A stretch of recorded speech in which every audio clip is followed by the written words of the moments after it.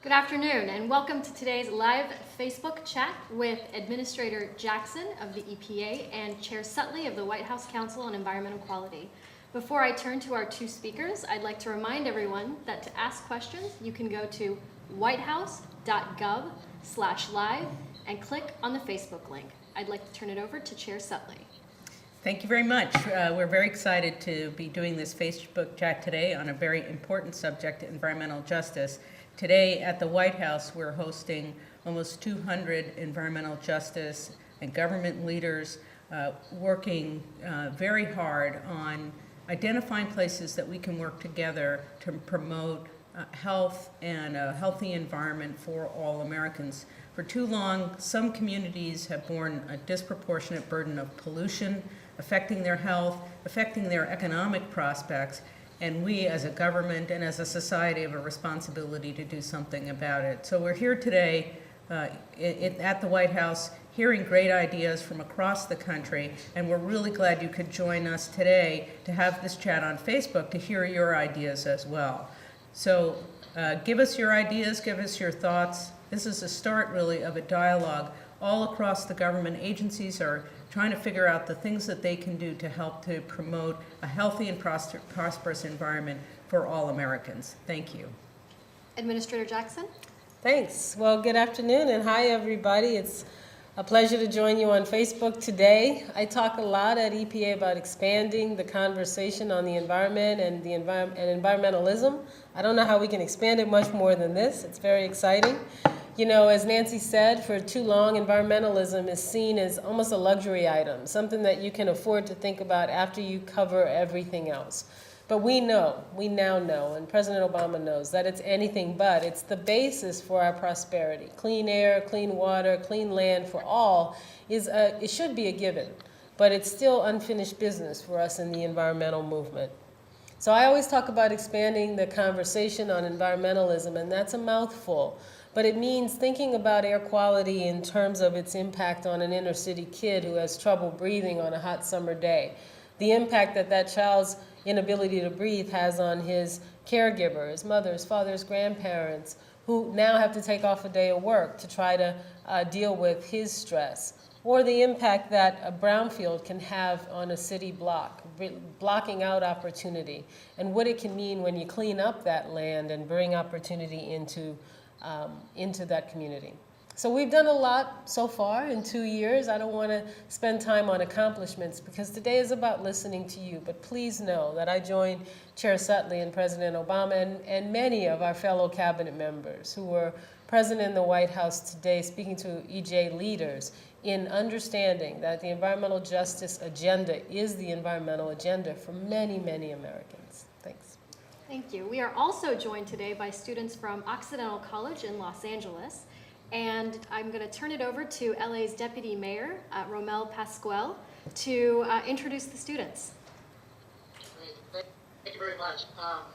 First, let me thank you, Administrator Jackson and Chair Sutley, for your tremendous leadership on environmental justice. And we're very pleased to have this forum, or this iChat here at Occidental College, particularly because this is the school where President had his start in a lot of his activism work. And let me first say also thank Martha Matsuoka from Occidental College for helping put this together. And as you know, Los Angeles has been really the start of much of the environmental justice movement, certainly in California. And we've learned quite a bit from the lessons. And we've also learned that it really requires a lot of capacity building and youth leadership. And we're excited that you're going to have this conversation here at Occidental with many of our youth leaders and our grassroots organizations to move forward this very important issue of environmental justice. And I'd like to introduce Professor Bob Gottlieb, who's the professor here at Occidental College and also the director of Occidental College's Urban and Environmental Policy Institute. Thanks, Ramel.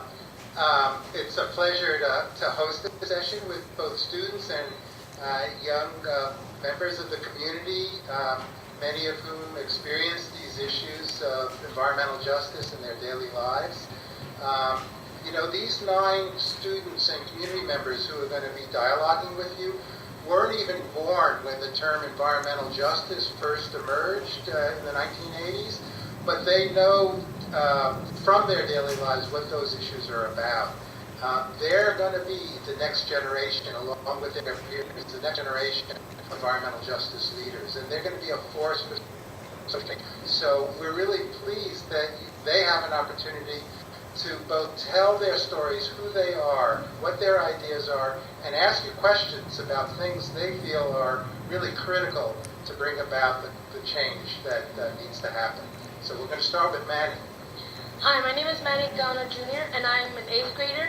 I live in East Los Angeles and I am with East Church Community for Environmental Justice.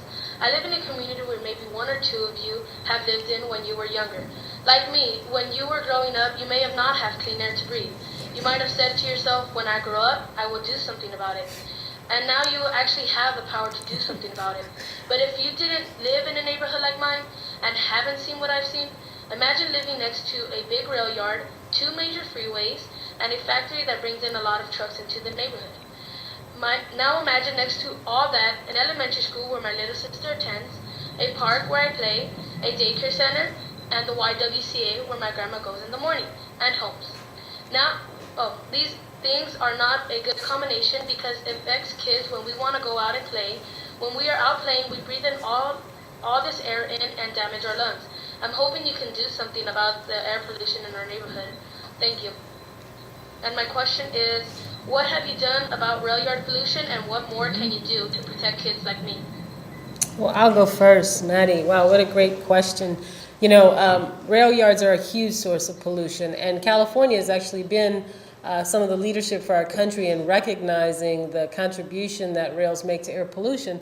But wherever you find a big source of pollution, you actually have a great opportunity to address it. So we are looking right now at EPA at ways to work with the rail industry. Some of them are being very cooperative, some, to look at ways to bring cleaner engines in, especially on short hauls, so that in your neighborhood they are not a large source of pollution. And we're going to do that working with other agencies. Of course, the Department of Transportation is going to be really important, and that's why meetings where we bring all the agencies together are important.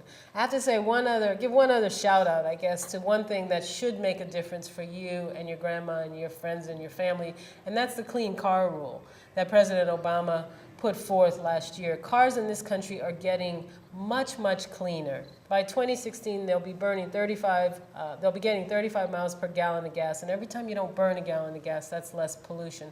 They're going to get even cleaner after that. And so if we work on cars, and we continue to work on rails and on shipping pollution, where we've done some great work, I think your life and the air quality for your friends will continue to improve.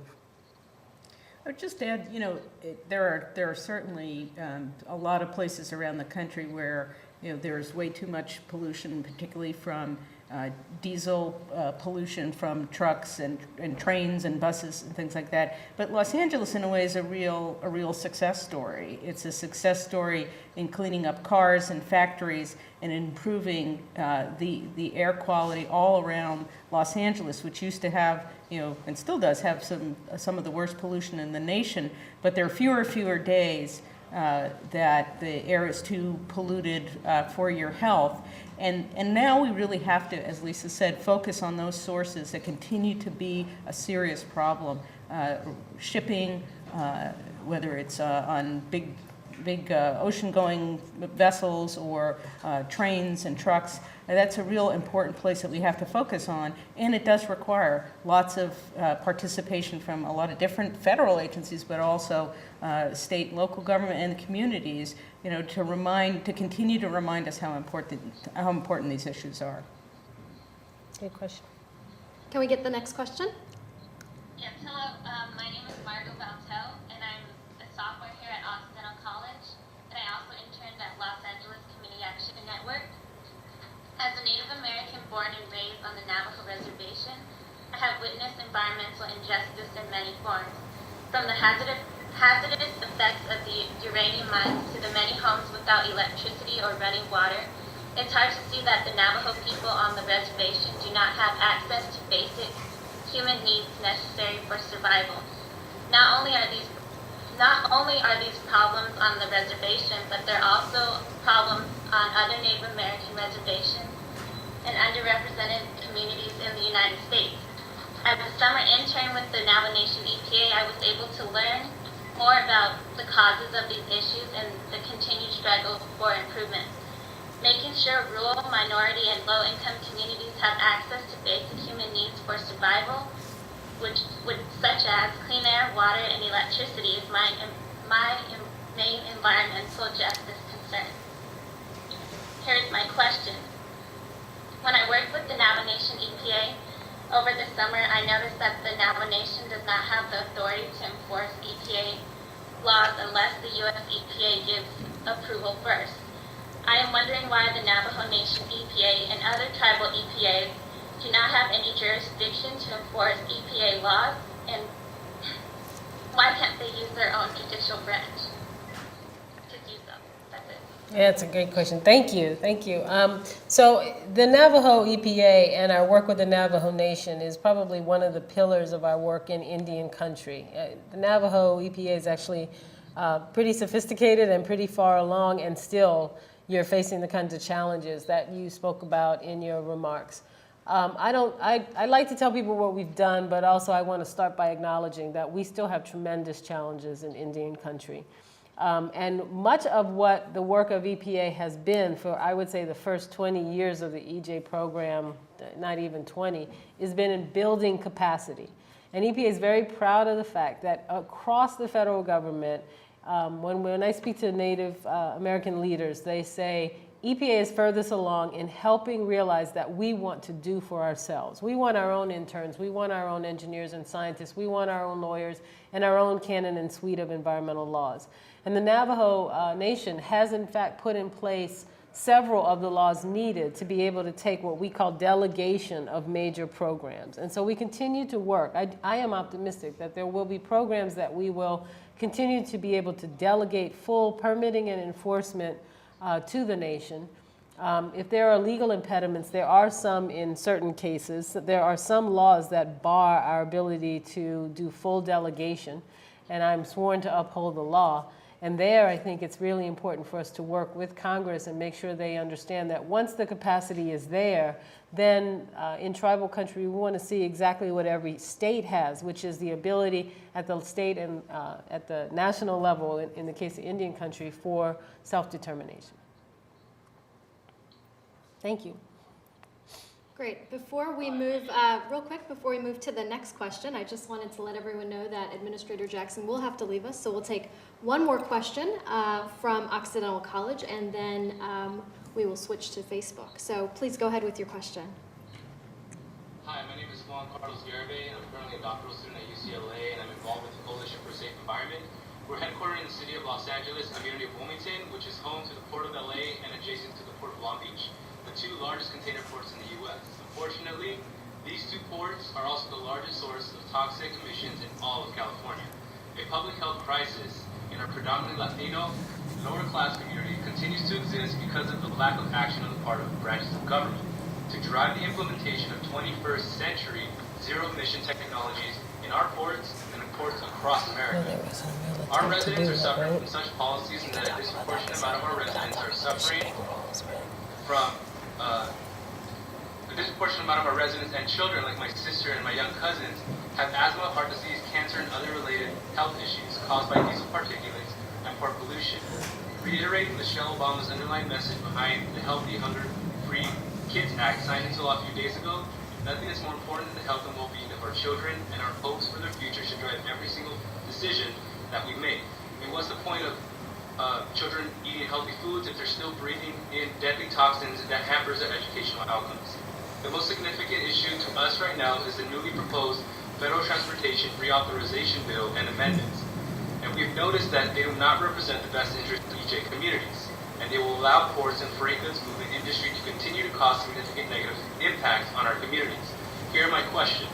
Why have EJ organizations not been asked to participate in the writing process of this bill and other bills to guarantee that the health of our children is at the forefront of all relevant pieces of legislation?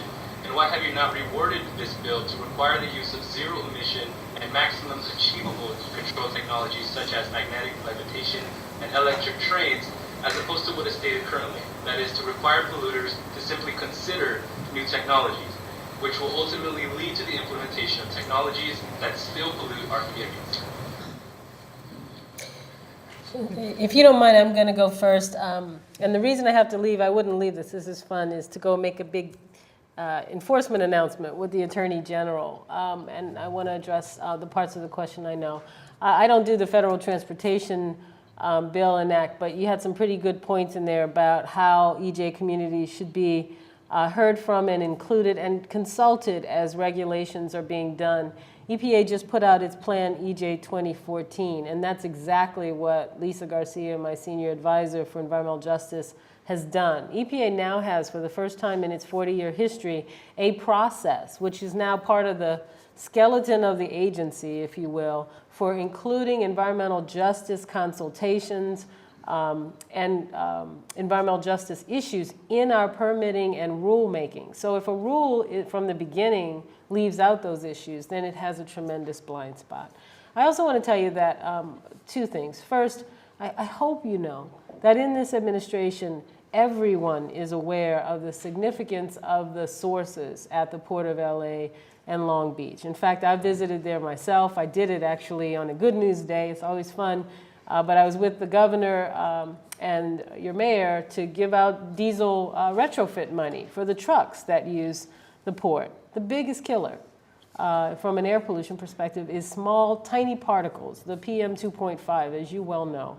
And one of the most significant actions on that in history, I think internationally, happened early on in the Obama administration when, with the president's support, this country led the world in going to the International Maritime Organization and lobbying for a 200-mile buffer around the entire coastal United States in which only lower sulfur fuels could be burned. So you can right now burn very high sulfur fuel in many ports around the country and certainly around the world. Huge particulate matter, PM 2.5 emissions, they are killers. This country led the world in saying we don't want that burned around our coastline. It was based on work done, of course, in California. We estimated that the lives saved from that one action, just in our country alone, the hundreds of thousands of lives saved every year, would extend as far as Kansas. So although EJ communities who are right there on the front line get the primary benefit, it's just good sense to invest in those kinds of win-wins on health. Yeah, and I think your question about the transportation bill is a good one, and I think it points out that environmental justice isn't just a problem that the EPA has to deal with or the Council on Environmental Quality has to deal with. That this is really an issue that all federal agencies have to deal with. And this forum that we're having today at the White House, under the President's leadership, involves many of the federal agencies. And it also points out the importance of involving these all communities in the consideration of these big pieces of legislation. The transportation bill is very important. There's a lot of federal money that goes towards transportation, and it has a tremendous impact on the environment. There are other things as well, like the Farm Bill that sets up our agricultural programs, where there's tremendous impact on the environment. And I think it is a message that we in the federal government need to continue to hear, that communities across the country want to be engaged in these discussions.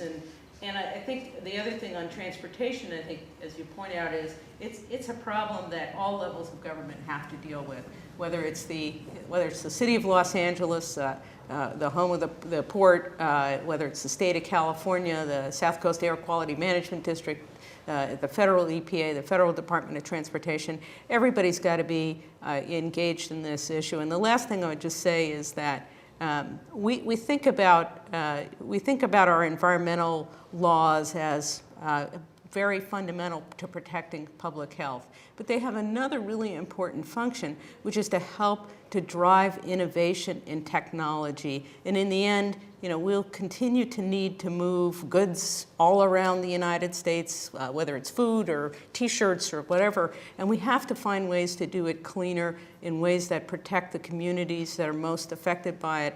And it really means that our environmental laws have to function as a way to help to drive innovation in technology. Great. Before we move to more questions from the students at Occidental College, let's take one from Facebook. We've got one from Jacqueline Ostfeld. Emerging research demonstrates numerous positive health and wellness impacts on youth when they have significant exposure to green spaces. How can we ensure that there are enough safe and accessible green spaces where children and youth from all socioeconomic backgrounds can have adequate opportunities to play and recreate? Well, that's a great question. We started something about 6-8 months ago now. We launched something with the Department of the Interior, the U.S. Department of Agriculture, the EPA, and the Council on Environmental Quality, and at the President's direction, something we call America's Great Outdoors Initiative. And this is really focused on what is the land conservation legacy that we as a nation want to leave for this generation and for the future. And I think in a little different way than sometimes the focus has been on, saving the Grand Canyon or Yellowstone, but that we really need to start with our communities and what access to open space, to the outdoors means for our health, for our children, for our economy, whether you're in big cities or in rural areas. And so we've been going around the country all year talking to folks across the country about what are the real opportunities and tools that we have available to expand outdoor and recreation opportunities for all Americans. And urban parks are a really critical part of it. Big landscapes in rural areas are a really important part of it. And it's something we encourage all of you who are interested to get involved in and to take a look on our website and on the Department of Interior and others to look up the America's Great Outdoors Initiative. Great. I think we've got some more students with us at Occidental College. Great. Hi, guys. We'd like to turn it over to you guys for your questions. Okay, I'll start. My name is Alexandria Brown. I'm from the Bay Area in Northern California, and I'm double majoring in Spanish and urban environmental policy, and I intern at Scope Agenda in LA. Environmental justice is a concern of mine because I feel like it's a reflection of some of our most prevalent issues in society that we tend to ignore, like racism, poverty, and the lack of governmental regulation. And as you know, our communities of color suffer the most because we work and live by these power plants and refineries. For instance, I live by the Chevron Richmond refinery, and we have a number of health concerns like asthma, cancer, and brain effects. And pollution not only affects our communities of color, but also the entire world because of global warming. So I believe that clean air should be a basic human right. So I'm just wondering why there isn't more regulation on pollution. So my question is, what pieces of legislation do you plan on implementing that will significantly reduce the level of pollution allowed in our country, such as pollution from the refinery in Richmond? Well, a great question. Part of it is we have a great foundation underway.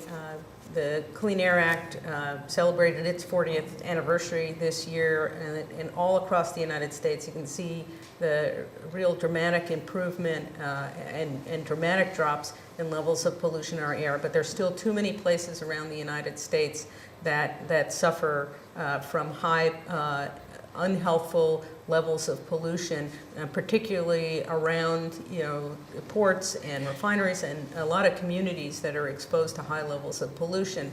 And so part of it is, I think as Administrator Jackson said, is EPA is on the job. They work with states and with local communities to ensure that that the Clean Air Act is being followed and that they're doing everything they can to set tough standards that will protect public health and ensure the health of our communities and the prosperity of our economy. But there's another issue that I think you touched on and related also to the challenge that global warming poses for our planet, and that is a lot of our pollution originates from our use of energy. And so the President has put a lot of emphasis and a high priority on helping to move the United States to a cleaner energy economy, more renewable energy, more energy efficiency that'll clean our air and save us money.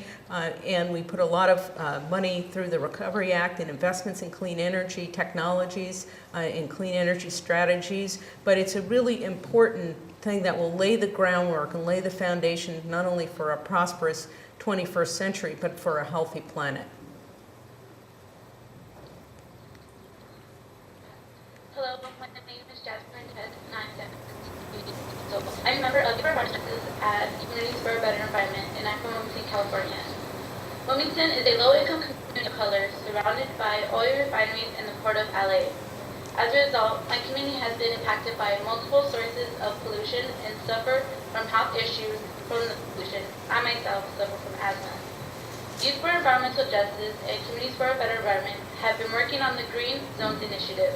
The vision for the Green Zones Initiative is to reduce existing environmental pollution and improving land use decisions, investing in sustainable community-based development, and increasing community capacity and power. My question to you is, what contribution can the White House establish to the Green Zones Initiative? Well, you've raised a great issue, the question about how we use land, what we do with it, and we have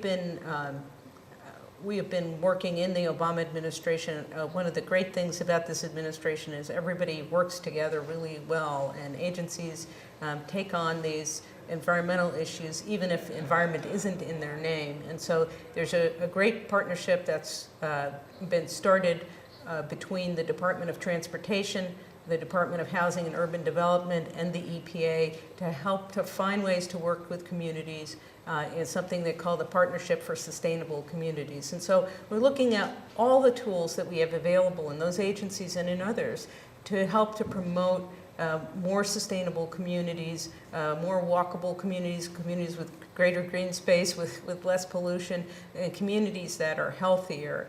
And I think, again, this sort of points out how important it is to expand this conversation beyond just the very important work that our friends at the EPA do, but also to every other agency. And if you think, for example, the partnership that the First Lady has on Let's Move, is really focusing on how health of children is related to all sorts of things, including what kind of foods people eat, how much time kids spend outside playing, what kind of pollution are they exposed to.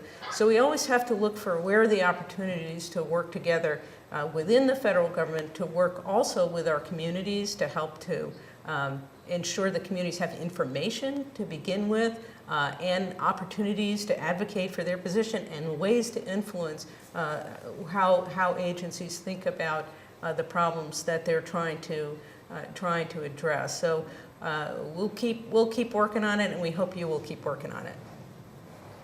We'll take one more question from Occidental. Hi, my name is Michael Sim. I'm a senior at Occidental College from Los Angeles. To me, environmental justice relates directly to human health and well-being. I've seen how family members have grown ill from exposure to diesel exhaust at his workplace, and I grew up as a child with asthma. Then in my internship experience at Eastern Communities for Environmental Justice, an organization that deals with the disproportionate burden of industrial and radioactive pollution, I realized this is all part of a greater problem that affects people across the LA region and indeed the world. So my question is, how will you ensure that environmental justice, particularly health criteria, is included in decision-making about funding major highway projects such as those in the stimulus bill? And also, how will you ensure that the Clean Trucks Plan, which addresses diesel pollution at the ports of Los Angeles, can be implemented across the country? So I think there are a couple of things I would just say on health criteria. I think there are a couple of existing ways that we can consider those in highway projects. And that one of the ways that we do that is through the review of federal actions under the National Environmental Policy Act, or NEPA. This is a law that's been around since 1970 that created the Council on Environmental Quality, but also required federal agencies to consider the environmental effects of all actions that they take. And that includes looking at health impacts and working with our partners at the Department of Health and Human Services and Centers for Disease Control.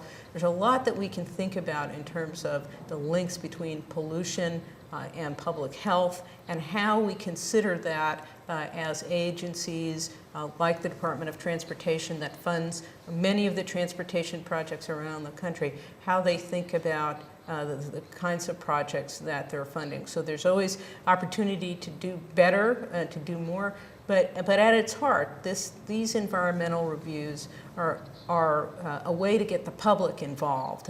This is an important part of the way agencies do their business, and we need to ensure that we're reaching out to the public and that the public is providing us information and thoughts and ideas and concerns as agencies think about the kinds of projects that they do. And this has been a very powerful tool across the country.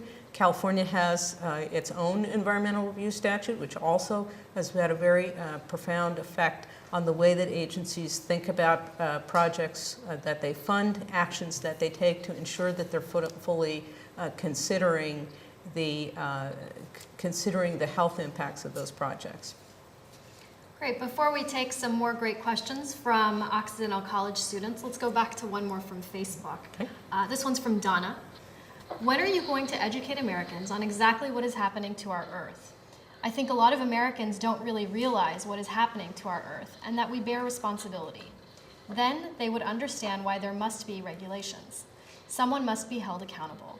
When are you going to start an ad campaign showing Americans? Please educate. Well, it's a great question and an interesting suggestion. But I think that one of the things that the federal government is sort of uniquely positioned to do is to provide information. We do a lot of research. There's been for many years a science and research program on, for example, global warming. What are the causes of global warming and what are the impacts of global warming? And part of the challenge in front of us is to provide information to people who have to make decisions about how, for example, global warming will affect our daily lives. And we're seeing those effects already in places like in the Arctic, where Alaskan Native communities are seeing the effects of shrinking sea ice and changes in way of life. We're seeing it in terms of how we manage, for example, forests, that they're seeing trees and animals that never showed up in those climate areas before. So we have an obligation, I think, to provide that kind of credible and peer-reviewed science out into the public. But I think there's also a responsibility that we all as Americans have in not only educating ourselves, but thinking about the things that we do in our everyday lives that have an impact on the environment. And each one of us can make a difference in our own environment. We can, whether it's recycling or taking the bus instead of driving, or any number of things that are very simple to do. We all as Americans can do those things too and have a profound effect on our own communities. Let's take some more questions from the students at Occidental College. Hi, my name is David Telford. I am a junior here at Occidental College. I've had the privilege this semester of interning at Community Coalition, which is a community organizing group out here in Los Angeles. I'm originally from Brooklyn, New York, and Brooklyn and Los Angeles are two different cities. But one of the things that I've seen is really important is that impoverished communities in both of these places get mobilized around environmental justice issues. I think that one of the best ways to do this is to have good schools. And not only schools that are in clean, safe environments, but also schools that have a robust curriculum that infuses social responsibility. Many times people in these communities may know that something is wrong with their health or or the area that they're reading, but they aren't equipped with the tools or the knowledge to really articulate their vision for a better community or get involved. So my question is, from the EPA's perspective, or CEQ, how do you think we would be able to transition to maybe work with the education department to make sure that schools are infused with environmental justice in their curriculum? And as a related question, how do you feel that communities can get more involved in the environmental justice movement, whether that be the EPA supporting community organizing groups or churches or programs like the Harlem Children's Zone? Great. Well, I think that there's no more important issue that we deal with than in ensuring the health all the way around for the next generation. And again, I think the involvement of youth in environmental issues has been incredibly important, and I think a lot of the desire to know more comes from children in schools. And so the EPA has an important function in promoting environmental education. Many states do, and the public does, in sort of asking for those kinds of programs. And I think, again, it just reinforces how important it is to think about, for us as a federal government, to think about environmental justice and environmental issues as cutting across everything that the government does. And so, for example, on our America's Great Outdoors initiative, as we went around the country talking to Americans about the importance of access to green space and places to play and hike and fish and do all of those things, we at every place that we went to, we tried to engage with youth leaders, and we found just a tremendous amount of interest and desire, and yet a frustration that it was hard to do, and that that we as the leaders in government had to think about ways that we could partner with organizations, whether they're concerned about outdoor access or environmental issues as they affect youth. Find more and more ways to engage. And I think I'm a little bit older than all of you, but this kind of the ability to use technology to reach folks, whether it's Facebook or other ways that we can use the great technology tools that we have and that we know folks really depend on for information. We're always looking for ways that we can do that. Hello, I'm Kristen Leahy. I'm the daughter of a Caribbean immigrant who achieved her citizenship in 1992. And my great-grandparents immigrated from Ireland to Boston in the early 1900s. Originally, I'm from the greater Boston area, but now I'm living in Los Angeles, where I'm currently a senior at Occidental College. I'm anemic, like many women and women of color. That is why access to healthy, affordable food is very important, because if my iron level is too low, it negatively impacts my productivity within the classroom, at school, and also where I work. I believe by ignoring the lack of healthy, affordable food in communities like Boston and Los Angeles, people's health and economic productivity are jeopardized when they have to make the decision to buy a Big Mac over fresh produce, because we'll feed more mouths since produce and access to nutritious foods is too expensive. Here's my question. There's some background, but the Urban Environmental Policy Institute in Los Angeles helped establish the Farm to School program that supports farmer and school cafeteria relationships and healthy food educational programs, which educate the youth in the importance of nutrition. The best way to secure healthy food is locally grown.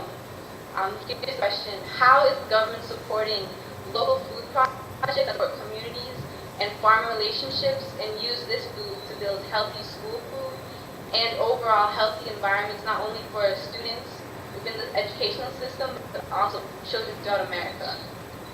Thanks. Great question. Just a couple of days ago, the President signed a childhood nutrition bill, one that the First Lady has made a real cause for her, and she's been really focused on promoting healthy lifestyles and healthy eating for our youth, for children.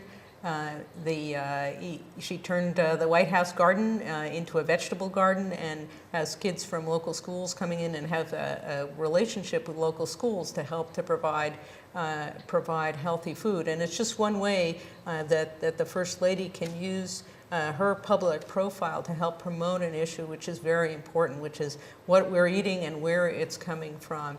And our colleagues at the United States Department of Agriculture have been working very hard to help people to understand the connection between themselves and food. And so through promoting community gardens, for example, promoting gardens at federal buildings all across the country through a program they call Know Your Food, Know Your Farmer. I think that's what it's called.